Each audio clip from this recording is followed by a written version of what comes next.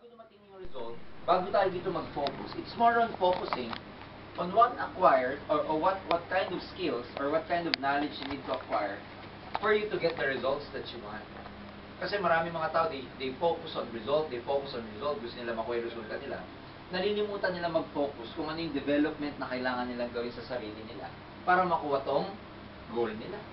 So, before you even get your goals in this business, before you even get the results, kailangan mag-focus ka muna. Ano ba akong tao dapat? Meaning, para maging successful ako, ano ba ako dapat dito sa Global? So, yun ang pag-uusapan natin ngayon. Ano ka ba dapat para maging successful ka? Because if you become the right person in this business, ewan ko na kung napanood nyo na po yung The Three Idiots, no? Kung may napapanood sa inyo, no? Ganda ng film na yun, no? Kaya lang napakahaba, 3 oras, no? Pero yun yung tipong palabas na kahit mahaba siya, paulit-ulit kong pinanonood.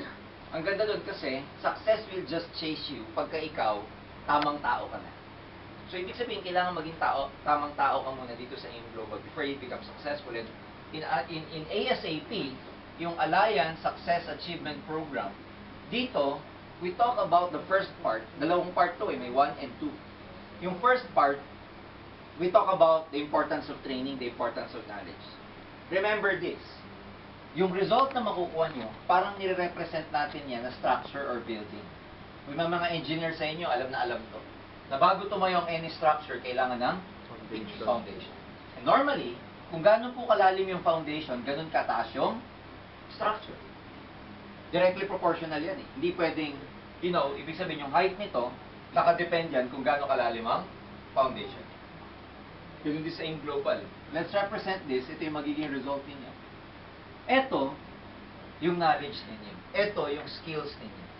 Without the foundation, itong building, temporary lang. O kaya, may hirapan kayong mag-build pag wala kayong foundation. So, it's establishing the right foundation in this business. Dapat tama yung pundasyon mo. Pag tama yung foundation mo, madali nang umakyat o madali nang umangat itong building mo. And how do you acquire?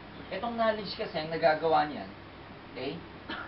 Ang nagagawa ng knowledge, syempre, kaka-attend yun ng training.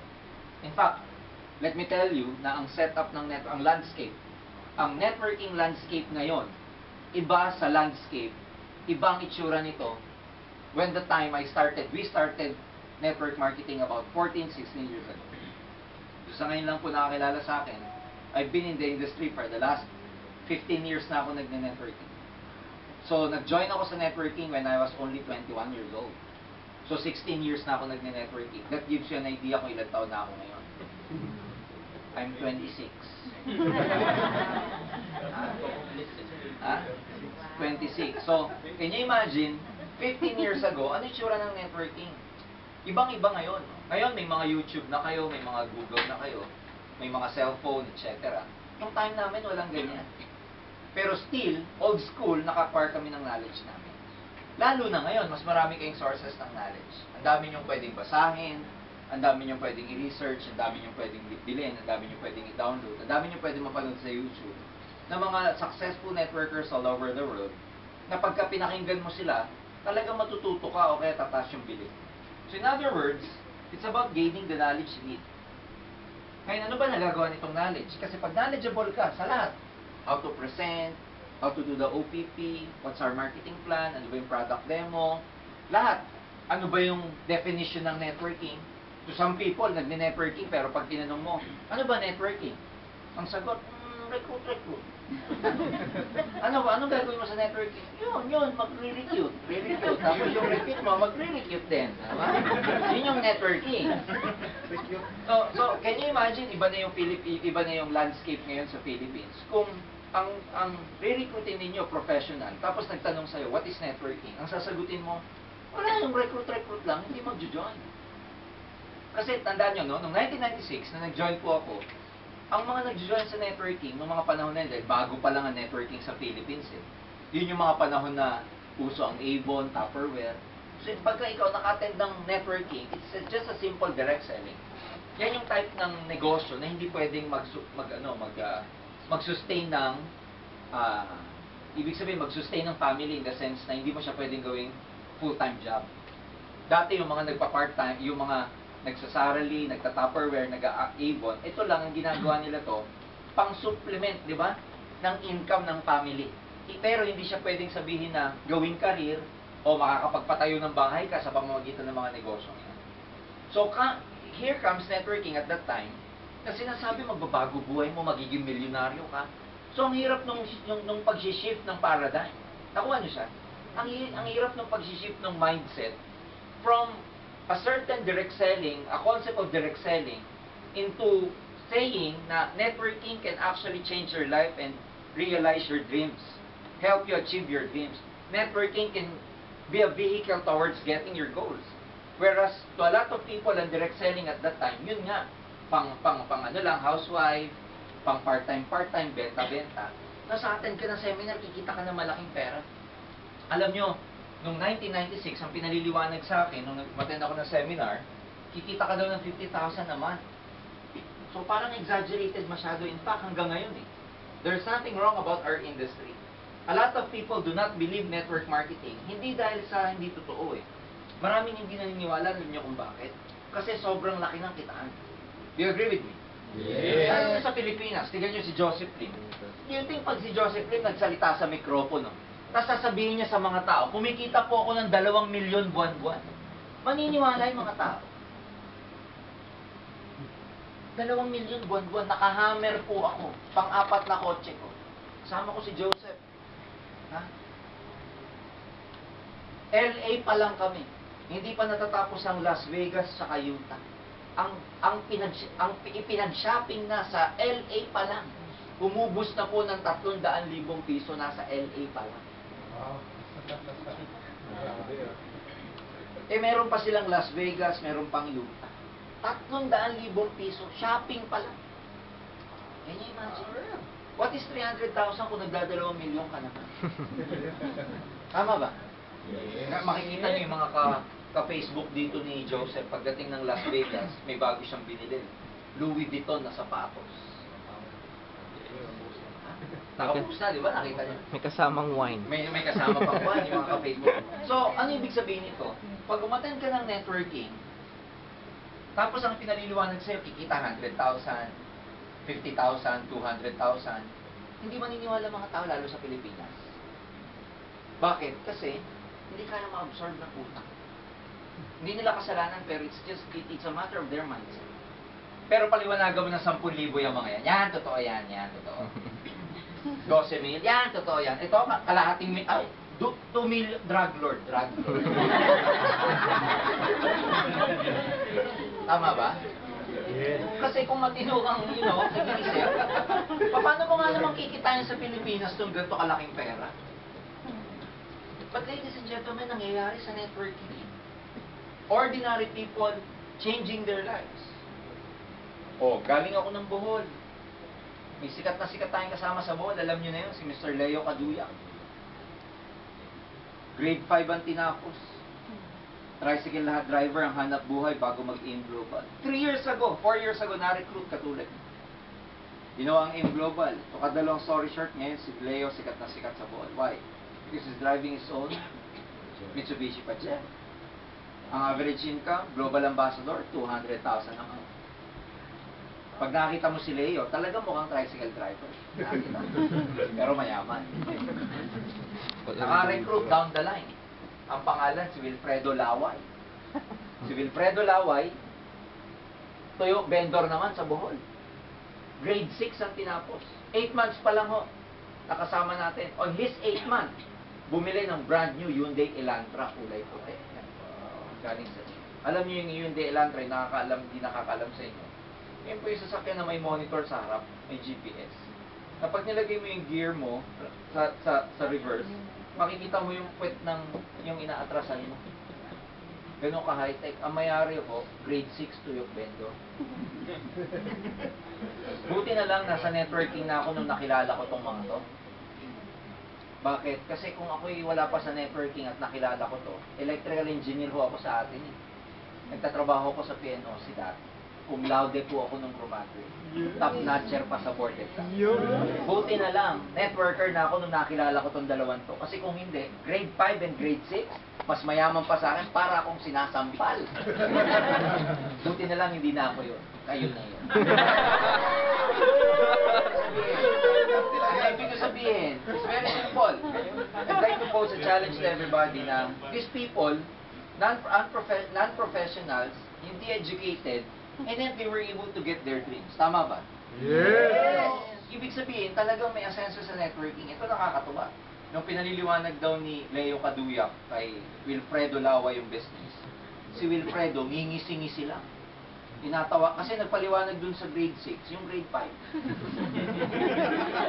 Binidilog-dilog niya daw eh.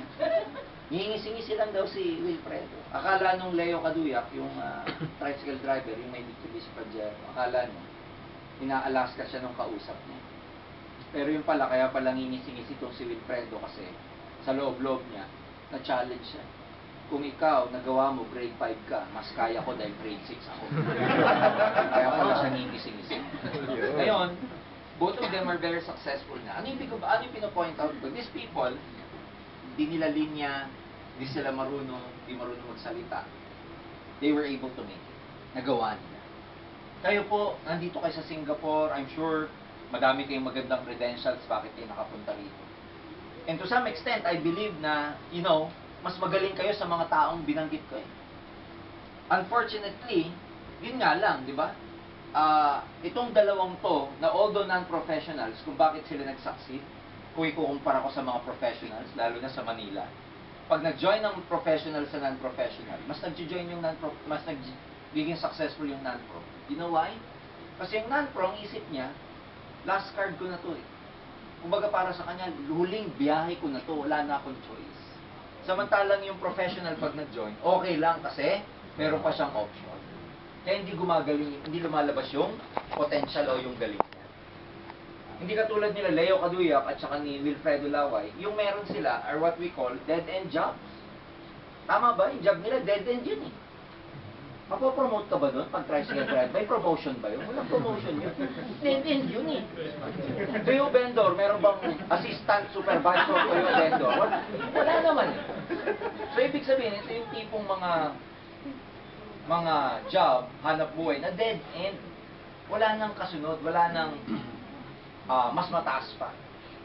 Hindi katulad ng mga professional. Siyempre, pagka engineer ka, may susunod pa dyan eh.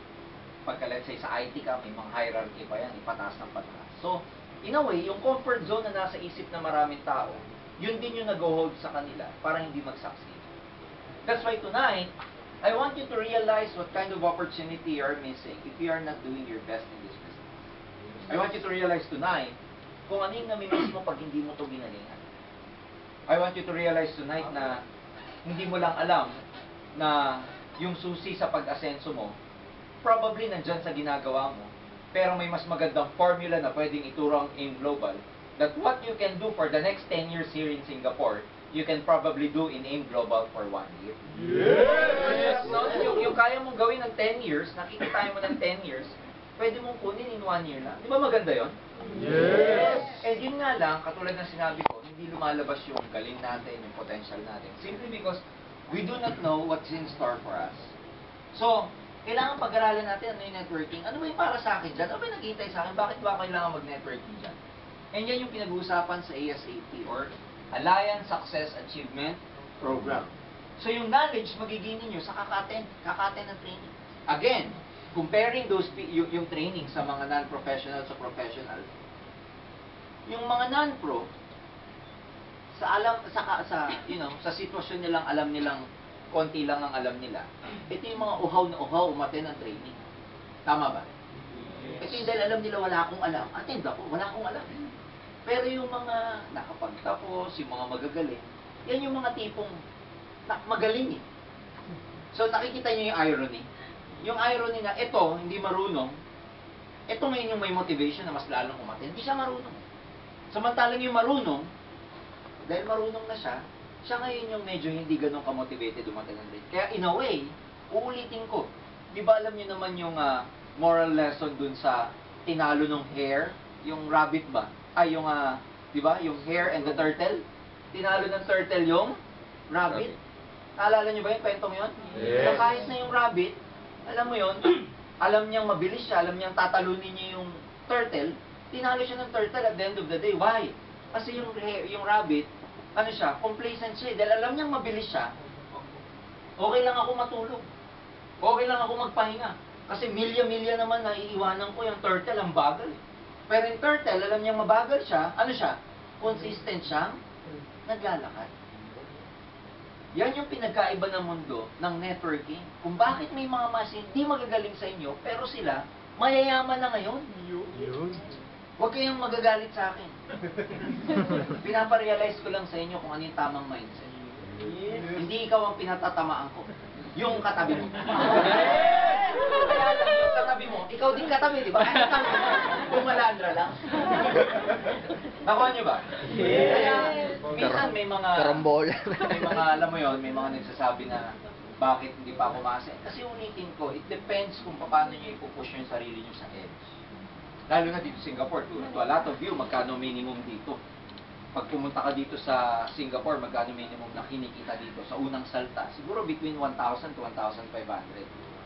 So magkano yan sa atin? Yung 1,000, that's 33,000 pesos. Yung 1,000 SG, tama ba? Yung 1,000 Singapore dollar, SG, when you convert it to us, 33,000 yun eh. Sa Pilipinas, magsisimula ka, magkano kikitain mo? Pag-graduate mo, minimum, 8,000. So, doon mo makikita yung pagkakaiba. Kaya, mas maraming knowledge, mas maraming mga non-pro, mas maraming humble gustong matuto, sila ngayon nakakagain ng knowledge. And what does knowledge do? Siyempre, nalalaman nila ano networking, ano ba future ko dyan. Kaya itong mga to, baliw na baliw. Alam niyo, nung una ko nakilala si Leo Caduyak, lintik, baliw talaga eh. Punta kami ng Davao, ginawa akong guest sa Davao event. Sabi ko kila Doc Ed, ang ganda ng kwento ni Leo. Dalhin natin sa Davao, Doc, para dun siya mag-share. Dinala namin sa Davao. Again, after the Davao event, nagkaroon kami ng river rafting. Parang ito yung side trip, leisure naman. After work, leisure. Sinama namin yung mga guest namin. Ang guest namin, si Leo at yung asawa. Can you imagine? Breakfast ah. Makakain ka. Katapat ko si Francis Miguel, nandito ko. Yung Leo Caduyak, nandito sa, ano ba tawag doon? Yung corner? Abisera. Diba? Kain siya. Naku sir, thank you kay Francis Miguel. Naku sir, grabe ang in-global sir. Hindi dahil sa in-global, hindi nang bago boy ko sir. Alam niyo ba sir, dati kami mahirap sir. Isang dosena po kami magkakapatid sir. Pag pumapasok po ako sa eskwelahan sir, nakatsinelas lang ako, butas pa. Minsan sir, pag papasok ako, wala po ako notebook. Puutusan ako na nanay ko na umakyat ng suha. Para yung ibenta ko sa mga klase ko, pampalit ng lapis. Ganun siya magkwento. Buti lang sir, grabe ang in-global niya po, nabago ng buhay. Binabaliw kaming dalawa. Ako sabi ko, hello. Sabi ko, may-ari yan. Ako, business dev. Binabaliw ko lang, narang recruiting kami. Hindi talaga, ang baliw talaga. Punta na kami sa river rafting. Yung papunta sa river rafting, sasakay ka ng, parang yung kung alam niyo po yung, Tamaraw FB na pang-commute. Dadaling kami sa bundok eh. So, hindi aircon, tapos may mga rough road pang dadaanan. Kasama doon sa Tamaraw na yun, nandun kami sa loob nila. Doc Ed, yung mga may-ari, yung may mga officers, nandun yung mga top distributors, nandun sila yung Caduyak. Eh di lahat kami, alam yung hawakan sa jeep, di ba, pagkarap. Alam mo, bababa, karap ang yung global, sir, hindi lang, sir. Pero yung global, hindi ko kayo makakasama, sir. Isipin nyo, yayaman nyo po, kasama ko ngayon. Ganun siya. Di, okay lang kami. Tapos nag-river rafting kami. Yung river rafting, adventure yun na, gaganong-ganong kayo, nakakatuwa. Mga 3 hours, so nakakapagod, pero ang saya. Mabad kami sa init, tapos ganyan kami ng ganyan, ang daming exercise, etc. 3 oras kami nagre-river rafting, tapos na. Papalit na kami ng syudad. Si Leo Caduyak. Diba? Ito na naman. Naku, grabe talaga yung global fair. Grabe. Alam mo ako, ay lahat kami pagod na pagod na. Gusto ko na lang sabihin sa kanya, Leo, tantanan mo na maawa naman. Baliw talaga. Pumunta ng Maynila, nakausap yung executive secretary natin, yung operations assistant, si Donna. Kasi doon siya, first time niya sa Maynila, gagawin siyang guest para mag-share. Again, sabi sa akin ni Donna, lapit sa akin, sir, ganun ba talaga sila yung Caduyak? Sabi ko, bakit? kulang na lang sir, recruitin ako sir. Hindi mo pati empleyado natin, nire-recruit.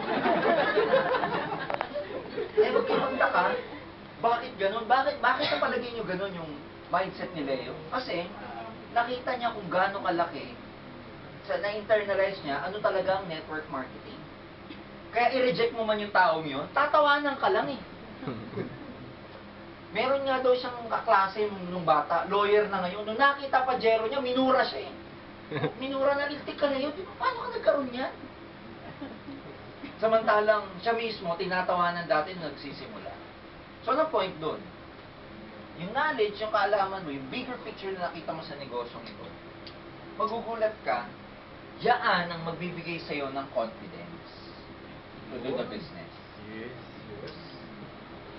Tandaan nyo ito, no, pag nakita mo yung bigger picture nito, kahit sino pa kausap nyo, dapat mas mayabang ka kaysa sa kausap mo. Ano ibig ko sabihin mas mayabang? Hindi yung yabang mong network, no. Ibig ko sabihin mas anas ka dapat.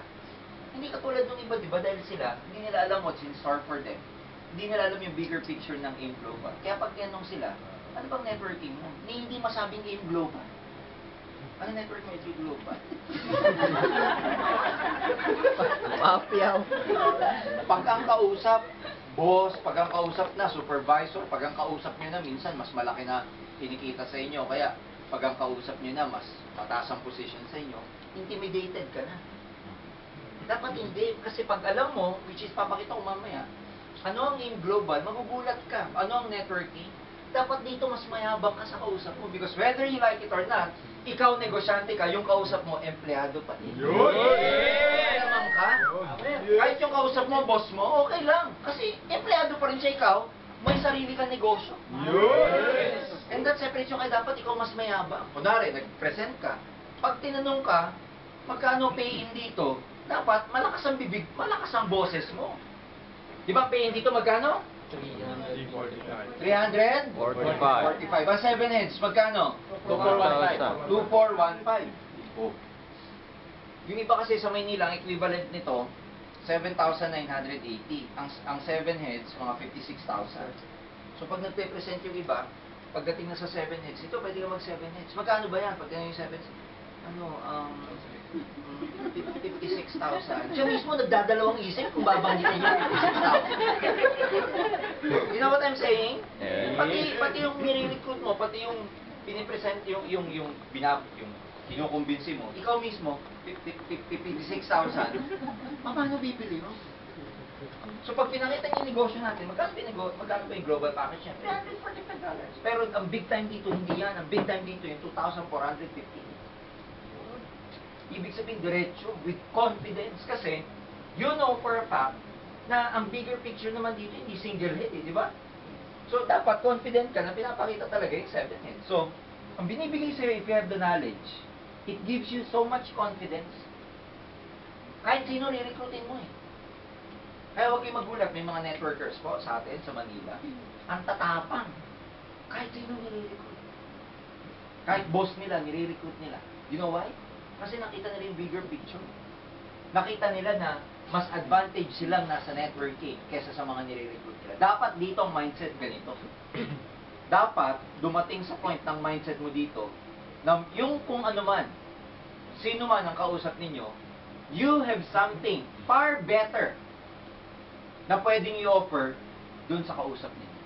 Yes. Dapat ganun ka ka-confident na meron kang something na far, far better dun sa ginagawa ng kausap mo. Ganun ka dapat ka-confident kahit na boss siya, o mas malaki pa kinikita niya sa inyo, o mas matalino pa siya.